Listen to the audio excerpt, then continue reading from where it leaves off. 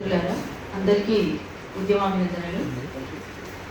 ముందుగా కుల నిర్మూలన సంఘానికి ప్రత్యేకంగా అభినందనలు తెలపాలి. మీతో పాటు మేము కలిసి నడుస్తున్నాం ఈ సంఘంతో. ఇవాళ కులాంతర మతాంతర వివాహితుల పరిరక్షణ చట్టం, ఈ చట్టం తేవాలని అనుకోవడమే మన దౌర్భాగ్యం. వాస్తవంగా అంటే ఇంతకాలానికి ఇంకా ఇది కూడా దీని గురించి ఇందాక మేడం మాట్లాడుతూ, వాస్తవంగా చట్టాలు ఎన్ని వచ్చినా ఆ చట్టాలు అన్నీ కూడా చెత్తబుట్టలోకే పోతున్న సందర్భాలు మనం చూస్తూ ఉన్నాం. సరే, అయినప్పటికీ కూడా ఒక చట్టం ఉందని చెప్పుకోవడానికి, కనీసం ఒక చట్టం ఉంది మీరేం చేస్తున్నారని ప్రశ్నించడానికి కూడా నిజంగా ఉపయోగపడుతుంది. అది అవసరమే. అయితే మొన్న ఇంతకుముందు మన రమేష్ అన్న కూడా చెప్పారు, కొమ్మెరలో జరిగినటువంటి ఇన్సిడెంట్ అది మామూలు ఇన్సిడెంట్ కాదు. అది ఒక రెండు నెలల పసిగుడ్డుని కాలుతోటి తొక్కి చంపడం అనేటువంటిది ఎంత అమానవీయమైనటువంటి ఘటన, దాని వెనకాల కులం అనేటువంటిది ఎంత పనిచేసిందో మనం అందరం చాలా స్పష్టంగా చూసినాం. ఇది మన కళ్ళ ముందు కనబడినటువంటి వాస్తవం కనుక.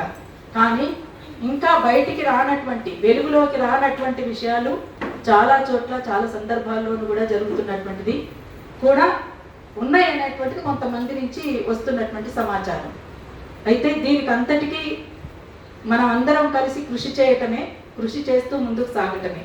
అయితే ఇంతకుముందు ఎవరెవరి అభిప్రాయాలు ఏవైతే చెప్పారో వాటన్నిటితోటి ఏకీభవిస్తూనే ఇంకొక నా వైపు నుంచి కూడా ఒకటి రెండు సూచనలు ఏంటంటే, ఇంతకుముందు వైదన్న ఇందిరా పార్క్ దగ్గర ఒక ధర్నా చేయడము అనేటువంటిది, ధర్నాతో పాటు సంతకాల సేకరణ అనేటువంటిది కూడా అక్కడ పెట్టగలిగితే కొంతమంది మొత్తంగా ముందుకు రాలేనటువంటి వాళ్ళు కనీసం సంతకాలైనా చేస్తారు. వచ్చిపోయేటువంటి వాళ్ళు కూడా సంతకాల సేకరణ ఒక రిప్రజెంటేషన్ కూడా మనం ఇవ్వగలిగితే బాగుంటుందా అనేటువంటిది కూడా ఆలోచించండి. అట్లనే ఇంకొకటి, రాష్ట్రం అంతా తిరగాలనేటువంటిది ఆలోచన అక్క చెప్పారు, మీరే కదా సాంబశివరావు గారు, కరెక్ట్. అది తిరగాలి.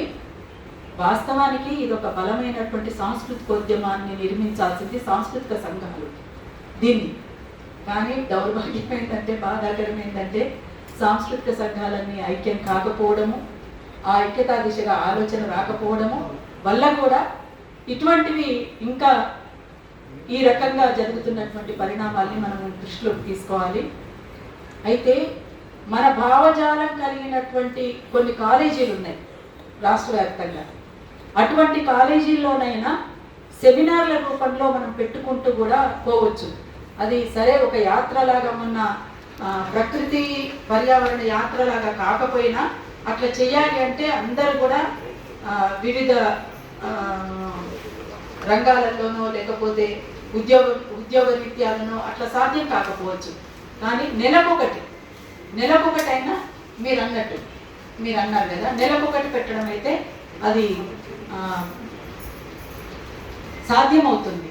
కాబట్టి ఆ రకంగా మనము కాలేజీలలో ఏ కాలేజీలు ఎక్కడెక్కడ ఉన్నాయి, ఎవరెవరు పెట్టగలుగుతారు అనేటువంటిది మా వైపు నుంచి కూడా మేము దాన్ని వెతుకుతాము. అట్లనే ఎవరికి సాధ్యపడినంత వరకు వాళ్ళం అది దేవులాడి వాటికి సంబంధించిన ఆ కాలేజీల వాళ్ళతో మాట్లాడి ఆయా కాలేజీలలో ఈ ఇష్యూ పైన మనం తప్పనిసరిగా ఒక అవేర్నెస్ ప్రోగ్రామ్ అయితే తీసుకురావాల్సినటువంటి ఆవశ్యకత ఖచ్చితంగా ఉన్నది. మీరు ఏ కార్యక్రమం తీసుకున్నా అరుణోదయగా మీతో పాటు కలిసి నడుస్తున్నాం, ఇక ముందు కూడా నడుస్తామని చెప్పేసి తెలియజేస్తున్నాను. Thank you.